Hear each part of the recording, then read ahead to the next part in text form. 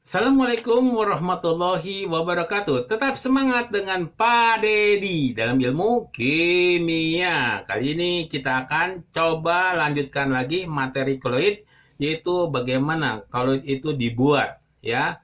Jadi koloid dapat kita buat, ya, ya. Ya, maka di sini kita akan lebih jelas lagi bagaimana cara membuatnya.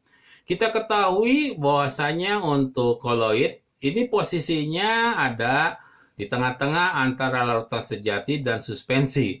Jadi pembuatan secara garis besarnya, kalau larutan ke koloid itu namanya kondensasi.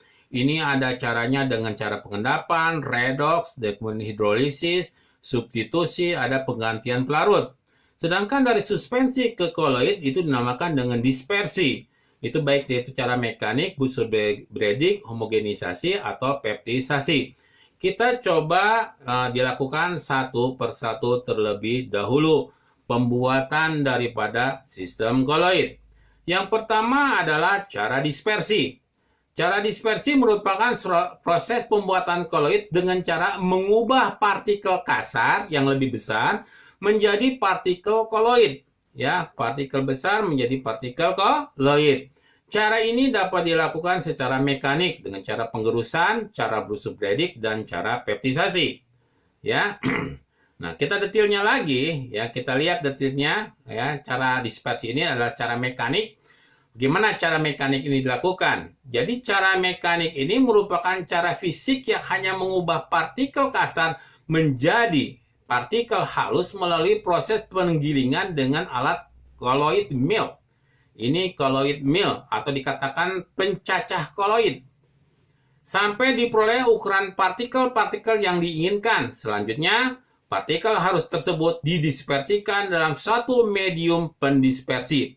Dapat juga proses penggilingan dilakukan dalam medium pendispersinya. Contohnya belerang dan urea yang berupa padatan digerus sampai halus, kemudian kita larutkan ke dalam air. Ya. Berikutnya lagi adalah cara homogenisasi. Cara ini mirip dengan cara mekanik, ya caranya hampir sama dengan yang tadi. Dan biasanya digunakan untuk membuat emulsi. Dengan cara ini partikel lemak dihaluskan, kemudian didispersikan dalam medium air. Selanjutnya emulsi yang terbentuk dimasukkan ke dalam alat homogenizer. Ya, berbentuk pori-pori dengan ukuran tertentu sehingga diperoleh emulsi yang homogen. Contohnya adalah di sini susu dibuat sedemikian rupa sehingga tidak ada kepala susu, jadi tidak akan ada endapan seperti itu, ya. Kemudian lagi kita lihat adalah dengan cara peptidisasi. Ya, pada cara ini partikel kasar berupa endapan diubah menjadi partikel koloid dengan menggunakan zat pengeptidisasi atau ion sejenis. Kita ketahui kalau dengan ion sejenis terjadi suatu perpecahan, menjadi ukuran partikelnya menjadi lebih kecil. Contohnya endapan AlOH3 dipeptidisasi dengan AlCl3. Endapan NiS nikel sulfida dipeptidisasi dengan asam sulfida. Agar-agar dipeptidisasi dengan air. Serat selulosa dipeptidisasi dengan aseton. Ya, itu cara untuk peptidisasi. Ya, kemudian ya cara yang lainnya adalah dengan cara Bussard-Bredig. Cara pembuatan koloid dengan Bussard-Bredig sering digunakan untuk membuat sol logam-logam mulia seperti perak, emas, atau platinum. Pada proses ini, logam yang akan dibuat oleh sol digunakan sebagai elektroda yang dicelupkan ke dalam medium pendispersi, kemudian diberikan loncatan bunga api listrik ya pada dua kawat logam yang bertindak sebagai elektroda yang dicelupkan ke dalam medium pendispersi. Logam ini kemudian dikasih tegangan tinggi, terjadi suatu loncatan. Uap logam yang terbentuk akan terdispersi ke dalam medium pendispersi sehingga membentuk koloid, ya, membentuk koloid. Berikutnya tadi dengan cara dispersi, kemudian cara yang kedua dengan cara kondensasi. Apa ini kondensasi? Ini kebalikan dari cara dispersi. Cara kondensasi merupakan proses pembuatan koloid dengan cara mengubah partikel larutan sejati berupa molekul-molekul atau ion-ion bergabung menjadi koloid. Caranya dapat dilakukan melalui reaksi-reaksi kimia seperti reaksi redoks, reaksi hidrolisis, reaksi penggaraman, dan reaksi penjenuhan. Kita lihat satu persatu terlebih dahulu.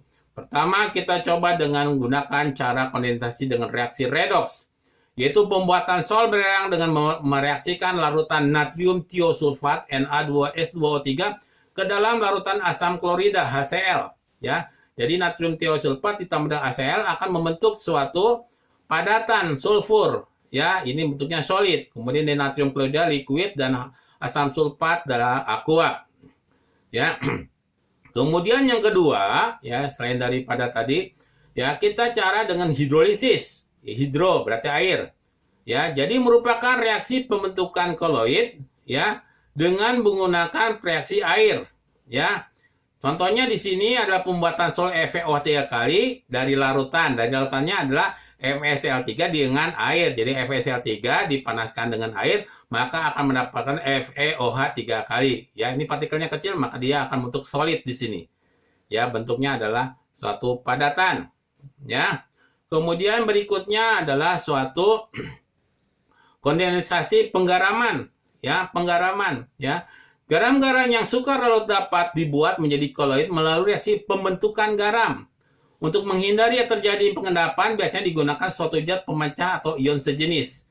Ini kan garam nih, AgNO3, NaCl, garam dapur. Kalau direaksikan terjadi suatu pertukaran pasangan, membentuk garam berikutnya, tapi bentuknya AgCl, bentuknya adalah padat. Ya, begitu pula natrium sulfat dengan barium nitrat, ya, menjadi barium sulfat dan natrium nitrat, ya, itu.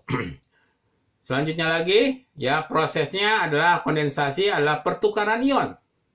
Reaksi pertukaran ion digunakan untuk membuat koloid dari zat yang sukar larut, yang mengendap, ya, yang sukar larut, ya, atau artinya mengendap, pembuatan sol AS2S3 dengan mengalirkan gas H2S dalam larutan AS2O3. Jadi H2S bentuk gas, kita reaksikan dengan AS2O3, aqua, maka akan terbentuk padatan AS2S3 ditambah 3H2O. Ya, masih kita bisa membicarakan kondensasi, ya, yaitu proses penjenuhan. Ya, proses penjenuhan ini adalah suatu proses penambahan suatu zat yang akan menghasilkan koloid. Contohnya alkohol ditambahkan ke dalam larutan jenuh kalium asetat dalam air, maka akan terbentuklah koloid yang berupa gel. Kalsium asetat bersifat mudah larut dalam air tapi sukar larut dalam alkohol. Itulah cara-cara pembuatan dari sistem koloid. Ya, jadi ada dua, ada cara dispersi, ada cara kondensasi. Mudah-mudahan kalian dapat memahaminya. Bapak cukupkan sekian dulu. Assalamualaikum warahmatullahi wabarakatuh.